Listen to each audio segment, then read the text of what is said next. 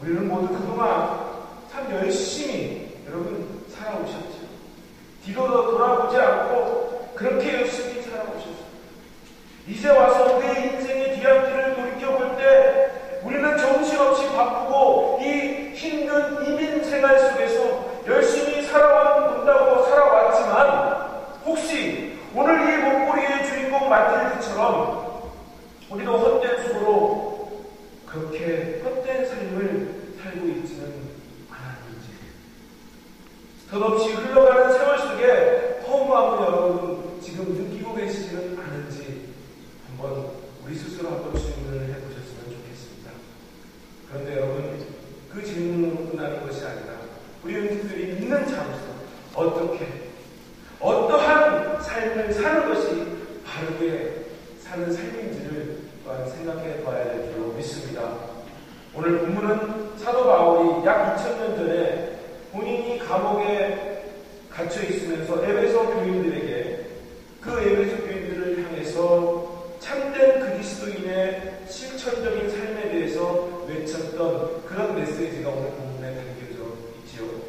그 외침이 오늘 우리에게도 울리는, 우리의 심령을 울리는 그런 외침이 되시기를 제가 주님의 이름으로 축원을 드립니다. 특별히 예수님의 십자가 고난에 참여하는 우리 사순절 기간을 우리가 지금 보내고 있는데요. 이 기간 동안 우리가 어떻게 영적으로 성장해 나갈 수 있는지를 오늘 본문의 메시지를 통해서 그 기운을 얻어가시기를 주님의 이름으로 축원을 드립니다. 하나님의 말씀인 오늘 이 본문이 우리에게 주시는 메시지입니다. 첫 번째, 영적 무지와 굳은 마음을 벗어버리라고 오늘 본문을 이야기하고 있습니다. 본문 18절 말씀을 다 같이 읽습니다. 시작. 그들의 생명을 얻어주고 그들 가운데 있는 무지함과 그들의 마음이 굳어지고 말하느냐 하나님의 생명에서 떠나니라. 본문은요, 하나님의 생명으로부터 사람들이 떠나게 될 수가 있는데 그 떠나게 되는 데는 크게 두 가지 이유가 있다는 사실을 제시하고 있어요. 첫 번째는 뭐냐면 영적 무지라고 이야기를 하고 있습니다. 또 한 가지는 마음의 굳어짐, 이렇게 성경을 표현하고, 왜 많은 사람들이 허망하게 살아가고 있습니까? 혹시 늘 바쁜 것 같지만 후회스러운 인생, 무익한 삶을 살아가고 있지는 않은지 그런 질문을 하게 됩니다. 그것은 바로 우리 가운데 영적인 무지함 때문이라고 오늘 본문은 우리들에게 이야기하고 있더라고요. 아무리 똑똑한 책이도 모르면 여러분 비참해지는 겁니다. 만약 밀려갔던 그 진주 목걸이가 쌍으로 가짜였다는 것을 알았다면 여러분 그 마틸드가 10년이라는 그 세월을 호송세월하지 않았을 것입니다. 이와 마찬가지로 모르면 세상에서 많은 눈물을 흘리며 고생하는 것이 우리의 인생이라는 것, 그렇게 비참해질 수밖에 없는 것이 우리의 인생인 것입니다. 그러나 중요한 것은요, 여러분, 육신의 무지함은 그냥 고생으로 끝나는 것이지만 영적인 무지함, 오늘 성경이 이야기하는 영적인 무지함은 하나님의 생명에서 떠나는 죽음과 직결되어 있다는 사실을 우리가 이 시간 경각심을 갖고 받아들여야 된다는 거예요. 성경은 영적 무지함에서 벗어나지 못한 어느 한 사람의 이야기를 하고 있지요. 한 부자가 있었습니다. 사업이 너무너무 잘 된 거예요. 주식에 돈을 투자해서 많은 돈을 벌었습니다. 그리고 그 돈을 가지고 부동산에 다시 투자를 했더니 집값이 왕창 뛰어올랐습니다. 다른 사업도 사두었는데 몇십 배 올랐어요. 너무너무 신이 나서 그냥 그 뭡니까, 우리가 흔히 하는 말로 입이 귀에 걸릴 정도였어요. 여러분 생각만 해도 기쁘시죠? 이런 일이 나한테 일어난다면 다들 웃음을 얹고 계시네요. 그리고 고민을 합니다. 어떻게든지 텍스를 줄이려고 온 식구 이름으로 이제 등산을 해봐요. 심지어는 사명계좌를 만들어 놓고 적당히 은퇴하기도 하죠. 이제는 벌만큼 벌었습니다. 지금부터는 내가 이제 편하게 살겠구나. 나뿐만 아니라 내 자녀들, 내 손자들까지도 충분히 먹고 살겠구나. 그렇게 생각을 하면서 하나님께서 이 사람이 마음을 갖고 최고급 그 치료대에 몸을 던지는 그날 밤에 하나님이 찾아오시는 거예요. 그리고 누가복음 12장 20절의 말씀처럼 그 영혼을 향하여 이렇게 말씀하십니다. 어리석은 자, you are fool. 내가 오늘 밤 내 영혼을 못 찾아갈 터인데, 그러면 여태까지 내 손 안에 쥐고 있는 그 모아놓은 그 재물이 다 무엇이 되겠느냐? 주님은 이 사람에게 이렇게 표현을 하는 것입니다. 이런 어리석은 부자의 모습으로 여러분 주님 앞에 서지 않기를 간절히 바랍니다. 만약 주님을 따르는 우리들의 모든 것이 하나님의 것임을 인정하지 못하고 내 것이라고 그저 움켜쥐려고 하고 여전히 세상 것만 쫓는다면, 여러분 이 성경에 나와 있는 누가복음 12장에 나와 있는 어리석은 부자의 모습과 우리의 모습과 다를 게 무엇이 있겠습니까? 이 시간 영적인 무지에서 벗어나 오직 주님 안에서 여러분 참된 기쁨을 누릴 수 있기를 바랍니다. 그 주님 안에서 평안과 행복을 체험하시는 여러분들이 다 되시기를 주님의 이름으로 축원을 드립니다. 옛날 제가 시골에서 인천에서 목회를 처음 시작을 했는데요. 초년 목회를 할 때 시골 목회니까 농사 짓는 분들이 대부분이에요. 근데 이 농사 짓는 분들 손을 다 보셨죠? 이 손을 보시면 어떻게 되어 있습니까? 손에 그냥 굳은 살이 딱 박혀 있어요. 그런데 그분들이요, 그 굳은 살이 좀 거추장스러우니까 어떻게 하시는지 아세요? 어떻게 합니까? 칼로 잘라내는 것을 제가 본 적이 있어요. 그런데 굳은 살은요, 분명히 내 살이에요. 내 살이 아닌 건 아닌데 칼로 깎아내도 아프지 않아요. 여러분, 감각이 없는 겁니다. 무슨 말씀을 하려고 하냐면, 오늘 성경이 말하는 마음이 굳어진다는 거, 바로 이런 것을 이야기합니다. 우리의 삶도 마찬가지죠. 마음에 굳은 살이 박히게 되면 우리는 하나님에 대한 그런 감각을 잃게 되는 것입니다. 하나님 앞에 우리가 예민하게 반응해야 되는데 그러지 못하게 되는 거예요. 그래서 아무리 하나님의 놀라운 말씀이 선포된다 할지라도 여러분 반응이 없는 것입니다. 찬송을 부르고 기도를 해도 무감각해져서 그 안에 은혜가 쏟아져 나와야 되는데 은혜가 없는 거예요. 마음의 감동이 전혀 없습니다. 이런 거를 여러분 우리 세상용어로 뭐라고 얘기합니까? 우리 독격이라고 이야기합니다. 보여드려요.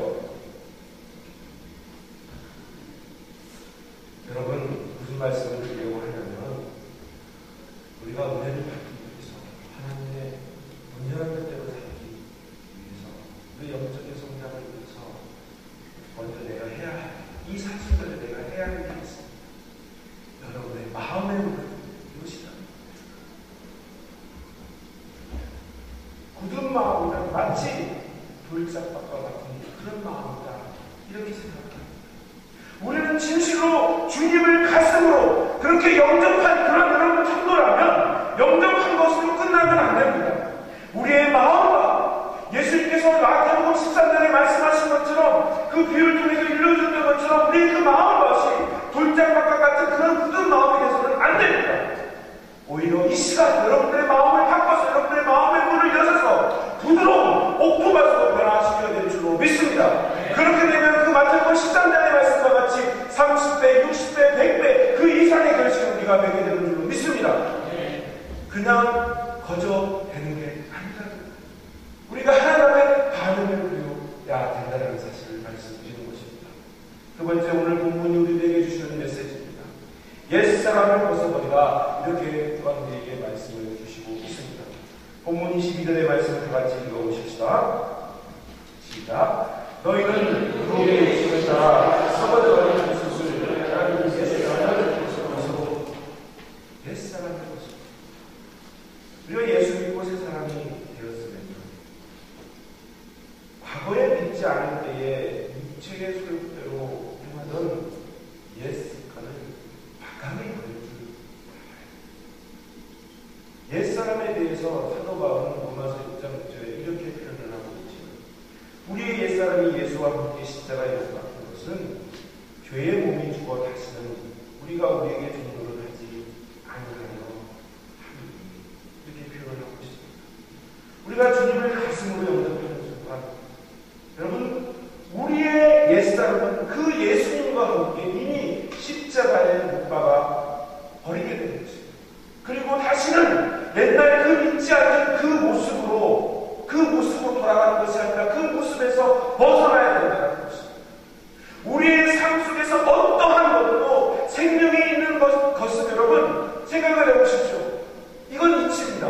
세월이 지나가면 지난 만큼 성장하고 변화가 있어야 되는 거예요. 그렇지 않다면 그것이 살아있는 생명이라고 우리가 생각할 수가 없는 것입니다. 그것이 세상의 이치고 그것이 노모라는 것이 그것이 정상이고 하나님의 우리에게 주신 은혜입니다. 그런데 세월이 지나가면 여전히 똑같이 변화가 없다면 문제가 있는 거죠. 만약 어린아이가 태어났는데 세월이 흘러서 제 나이와 같이 40대가 넘었는데도 어릴 때의 모습 그대로, 어릴 때 행동 그대로 한다면 여러분 그 얼마나 정말 불행한 일입니까? 실제로 제가 그런 일을 보았습니다. 아이가 태어나서 나이가 40이 되는데 왜 그러면 성인이 되었어요. 어엿한 성인으로 자라는데도 불구하고 아직은 정신연령이 2살밖에 안 돼요. 그 상태로 머물러 있는 거예요. 말도 제대로 못하고 화장실도 그저 혼자 처리하지 못해서 그 늙은 노모가 그 아이를 그 아이라고 할 수가 없죠. 자기 자식을 일일이 화장실 데리고 와서 뒤처리까지 해주는 그런 얼마나 정말 기가 막히는 일이 있습니다. 그런 노릇이겠습니다. 이렇듯 우리의 믿음도 처음 믿을 때나 세월이 지난 지금이나 여러분 잘하지 않고 그대로 있다면 결국은 여러분 서서히 하나님으로부터 여러분 멀어지는 사람이 되어져요. 우리가 저 천국에 되어있어야 되는데 거기서 나그네 그런 심각한 지경에 이르게 된다는 사실을 여러분 기억하시길 바랍니다.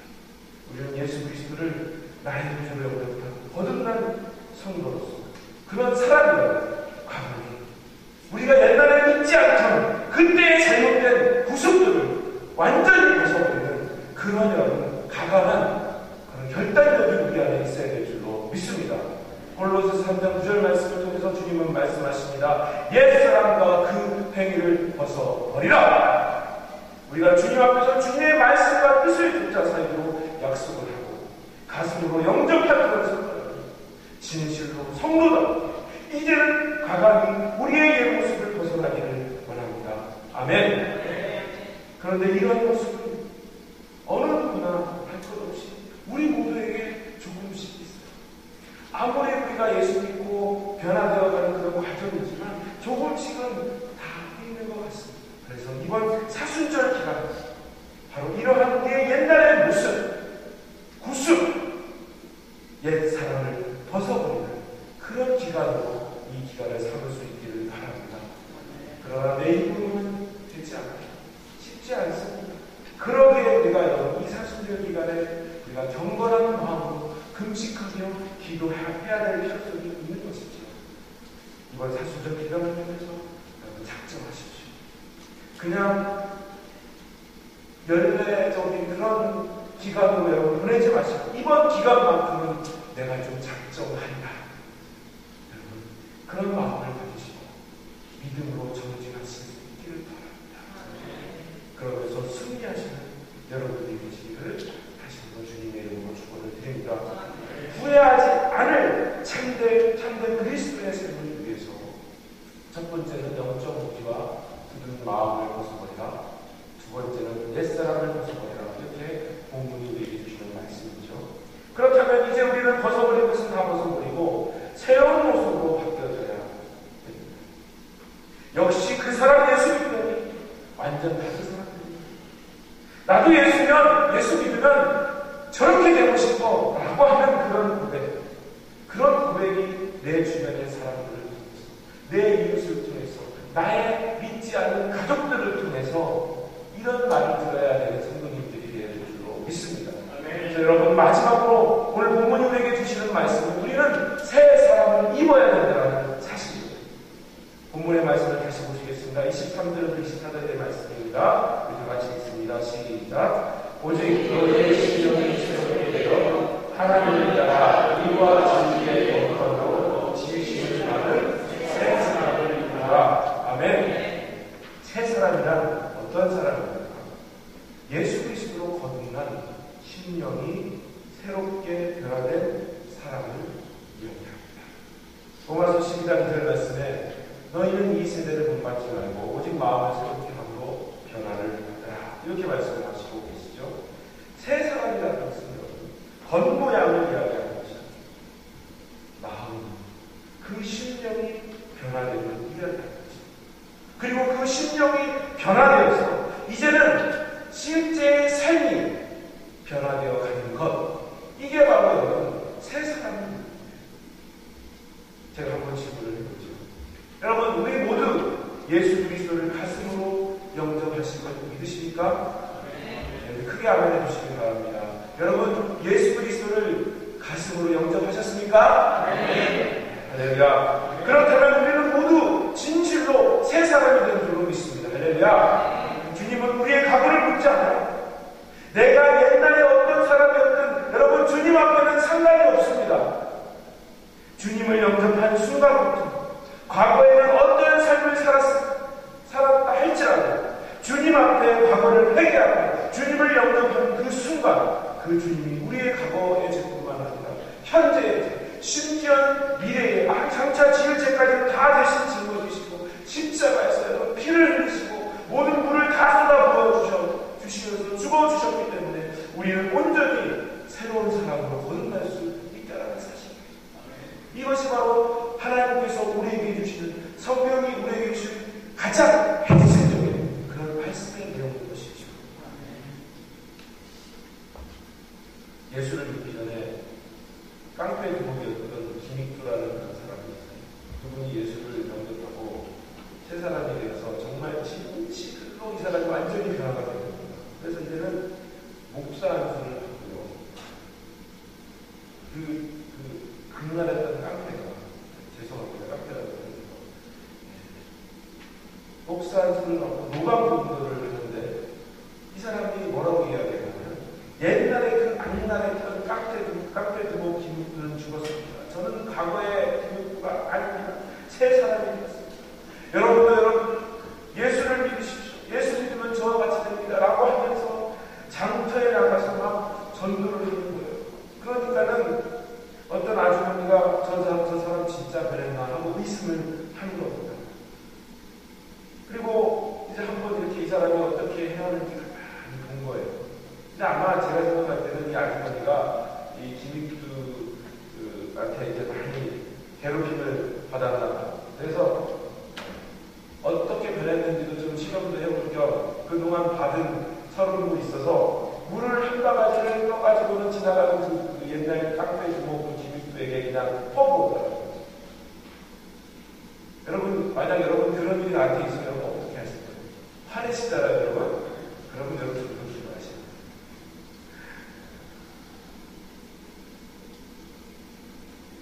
근데 이 사람이 뭐라고 얘기를 하냐면 갑자기 이 사람이 화를 내는 게 아니라 빙긋 웃으면서 그 아주머니를 향해서 옛날 같았으면은 벌써 당신은 내 손에 죽었을 텐데 아직도 죽지 않고 그 자리에 서 있는 걸 보니 옛날 나는 죽었다라는 그런 확실한 증거입니다.